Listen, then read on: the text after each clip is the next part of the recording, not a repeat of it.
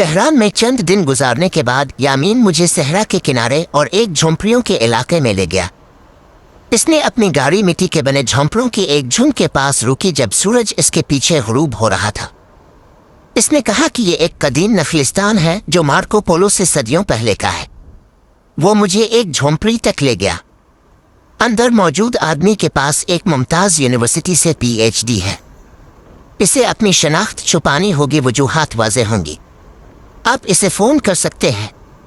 دروازے پر دستک دینے پر ایک دبی ہوئی آواز آئی۔ یامین نے دروازہ دھکیل کر کھولا اور مجھے اندر لے گیا۔ چھوٹا سا کمرہ صرف ایک کونے میں رکھے تیل کے لیمپ سے روشن تھا۔ میں نے دیکھا کہ فرش قالینوں سے ڈھکا ہوا تھا۔ ایک سائے کی طرح ایک آدمی کی شکل ابھری۔ وہ لیمپ کے سامنے بیٹھا تھا، اس لیے اس کے چہرے کی خصوصیات چھپی ہوئی تھیں۔ میں یہ نہیں بتا سکتا تھا کہ اس نے کمبل اوڑھ رکھے ہیں یا سر پر کچھ لپیٹا ہوا ہے۔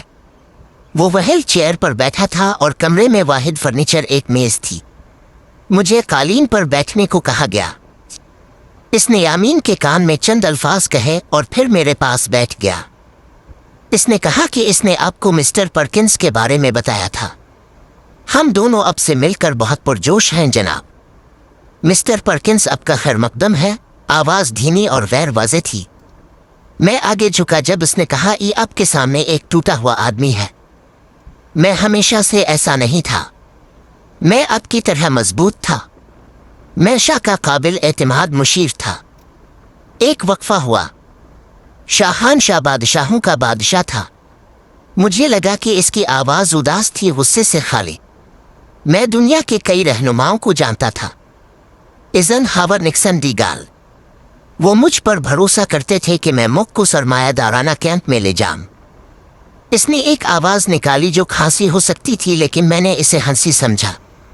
وہ شاہ پر بھروسہ کرتے تھے۔ میں اس کے الفاظ پر یقین رکھتا تھا۔ میں قائل تھا کہ ایران مسلم دنیا کو ایک نئے دور میں لے جائے گا۔ یہ ہماری تقدیر لگتی تھی، شاہ کی، میری، ہم سب کی، جو اس مشن کو پورا کرنے کے لیے پیدا ہوئے تھے۔ وہیل چیئر نے ایک سیٹی کی آواز نکالی اور کمبلوں کا ڈھیر حرکت میں آیا۔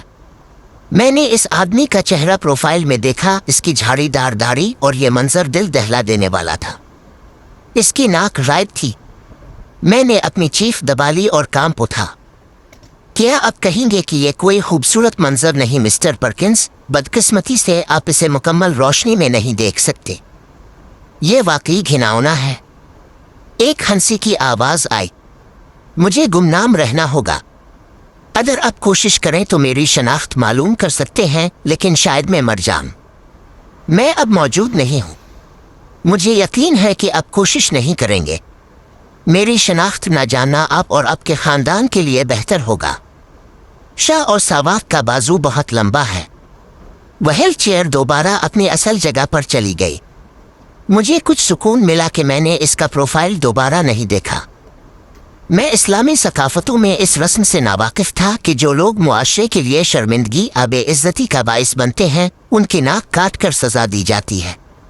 یہ آدمی واضح طور پر اس سزا کا نشانہ بنا تھا، زندگی بھر کے لیے نشان زد۔ مجھے یقین ہے کہ مسٹر پرکنز سوچ رہے ہوں گے کہ انہیں یہاں کیوں بلایا گیا۔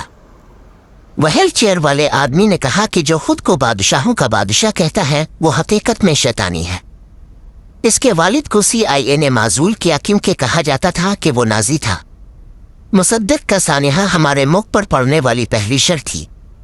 وہ یہ سب آپ کی حکومت کے مکمل علم سے کرتا ہے۔ ایسا کیوں ہے؟ میں نے پوچھا۔ بہت سادہ۔ وہ مشرق وسطی میں آپ کا واحد اتحادی ہے اور صنعتی دنیا وہاں کے تیل پر گھومتی ہے۔ اسرائیل آپ کے لیے ایک اثاثہ ہے، لیکن حقیقت میں یہ ایک ذمہ داری ہے۔ وہاں تیل نہیں ہے۔ آپ کے سیاستدانوں کو اپنی انتخابی مہمات کے لیے پیسے چاہیے۔ مجھے ڈر ہے کہ آپ اسرائیل کے ساتھ پھنس گئے ہیں۔ ایران کلید ہے۔ ہمیں آپ کی تیل کی کمپنیوں کی مدد چاہیے۔ آپ کو ہمارے شاہ کی ضرورت ہے، یا آپ سمجھتے ہیں کہ ضرورت ہے، جیسے آپ سمجھتے تھے کہ آپ کو جنوبی ویتنام کے بدعنوان رہنماؤں کی ضرورت ہے؟ یا آپ کہہ رہے ہیں کہ یہ مختلف ہے؟ کیا ایران ویتنام جیسا ہے؟ یہ اس سے کہیں بدتر ہو سکتا ہے۔ یہ شاہ زیادہ دیر نہیں ٹھہرے گا۔ مسلم دنیا اس سے نفرت کرتی ہے۔ اس نے اپنے ہی پاسی لوگوں کو ناراض کر دیا ہے، لیکن دنیا بھر کے مسلمان حتیٰ کہ امریکہ میں بھی اس سے نفرت کرتے ہیں۔ میں نے ایک دھماکے کی آواز سنی اور احساس ہوا کہ اس نے اپنی کرسی کے کنارے پر ہاتھ مارا ہے۔ وہ ایک برا انسان ہے، ہم اس سے نفرت کرتے ہیں۔ پھر خاموشی۔ میں اس کی سانسوں کی آواز نہیں سن سکتا تھا، وہ اپنی محنت سے تھک چکا تھا۔ یامین نے کہا کہ ڈاکٹر ملو کے قریب ہے۔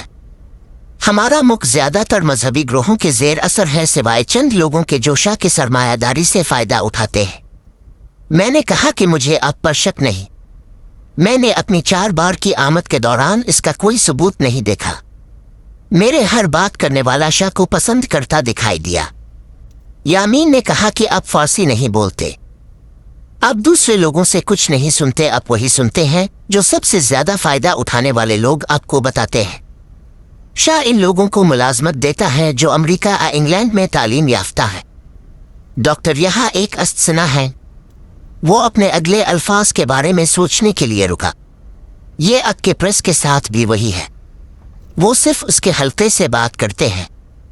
پریس تیل کے کنٹرول میں ہے، وہ وہی سنتے ہیں جو ان کے اشتہاری چاہتے ہیں اور اس کے بارے میں لکھتے ہیں۔